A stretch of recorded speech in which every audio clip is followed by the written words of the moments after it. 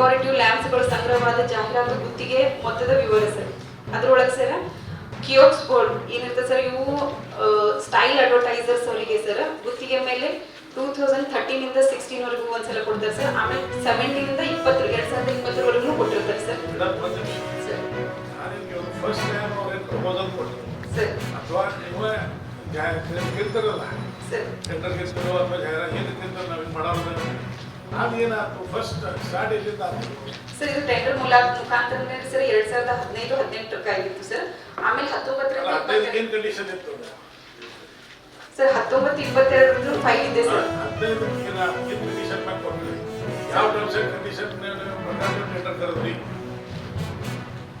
2 ಜನ ಮಾತುಕತೆಗಳು sir. Cantilevers 20 cantilevers sir, Belgaum outdoor advertisers ಅವರಿಗೆ ಸರ್ ನಾವು ಗುತ್ತಿಗೆ ಆಧಾರದ ಮೇಲೆ 2010